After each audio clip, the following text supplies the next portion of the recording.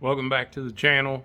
Thanks everybody for watching and liking, subscribing, and commenting on that last video. Sorry about the editing. I thought it was going to be better, but here's a little bit.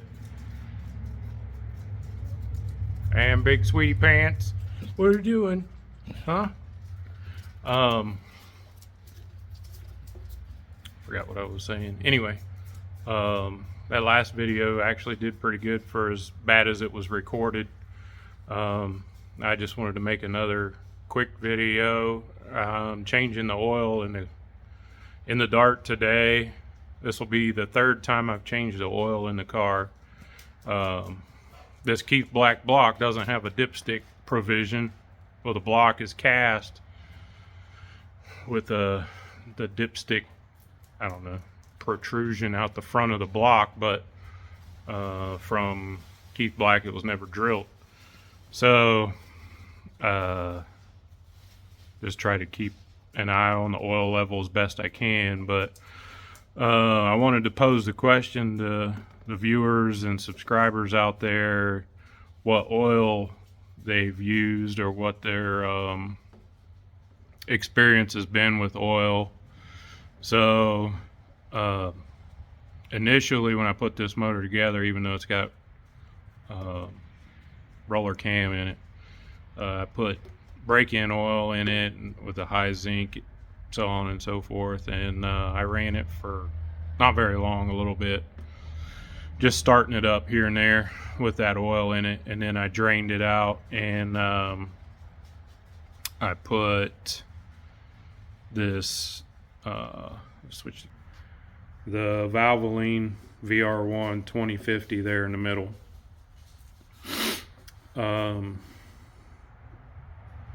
Which the car did great with the 2050. The oil pressure, it had plenty of oil pressure to spare, so I thought I would try the Rotella in it, because it's a roller cam motor, and the Rotella's quite a bit less money than the VR1. So I put the Rotella in and drove it around a little bit, and when it gets warm, well, cold, the oil pressure is great, 70, 75, 80 psi, somewhere around in there, cold, with the Rotella in it. And it was 80 plus cold with the VR1 in it. So I thought, well, that's fairly close. But when the motor warmed up, which this motor very rarely gets to 150 degree water temperature, it struggles to get to 150 degree water temp with the 4-core radiator. As soon as you start moving, the water temperature drops. So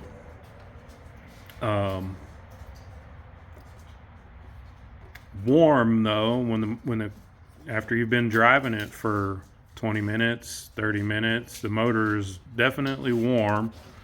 The water is warm. The Rotella, when you come to a stop, the idle oil pressure on the Rotella is like 25 psi. I mean,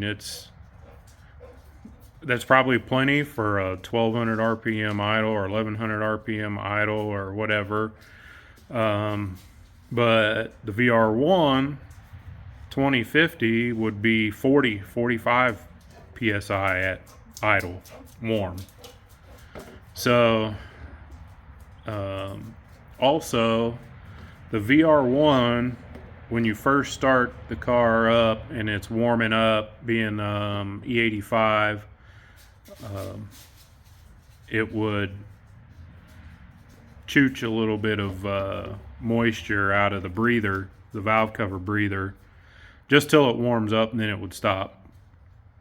The Rotella, it would chug oil vapor or a vapor out of that vent constantly, no matter whether the motor was warm, cold, didn't matter. And while you're driving it, all you could smell is that oil. It would burn it. It's just, I don't know. I don't know what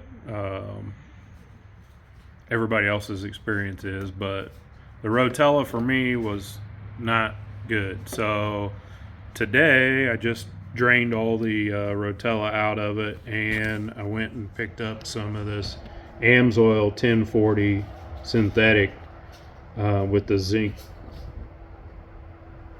the high zinc formula. It says for flat tappets, but this motor doesn't have flat tappets. But that's not the point behind this. Is to see what other people experience is with the types of oil that they've used. I thought dropping down a little bit from that 2050 would maybe add a few ponies here or there, with the thinner oil of the 1540 might gain a little bit of power, not needing 85 psi oil pressure. And this thing just has a stock volume and pressure pump in it. It's just standard pump, no high volume, no high pressure. And so the clearances and the tolerances of the motor and everything are good. So I thought I would just make a quick video of this today's adventure with the oil change, and kind of pick everybody else's brain of what they've used and what they've had success with. And there's a huge price difference from this to that, and from that to that it's pretty wide. The AMSOIL is $18 a quart here, and this 5-quart jug is of the VR1 is, I want to say, like $48 or $50, maybe $52 for that 5-quart jug. And then you get to the Rotella, and that's 2.5 gallons of oil, and it's $38 or something at the Tractor Supply local company here. But so the AMSOIL is pretty pricey. It's over $100, $110 for oil, to put oil in this thing. But I want it to survive. I don't want to hurt the motor because of trying to save a little bit of money on the oil. That doesn't make any sense. So yeah, if you have any comments or have any experiences or want to share what oil you guys use in your race/street cars, feel free to leave a comment in the comment section. And I appreciate everybody watching. Please subscribe, like, and if you could, please share the video so the video gets out to more people than just the subscribers or the people that are typing in the search to find the video or come across the video, so we can get it out there to more people. It'd be awesome to get the subscribership up to 400 by the end of the year. I'd like to get to 500 maybe, so we can hit the No Name Nationals next year.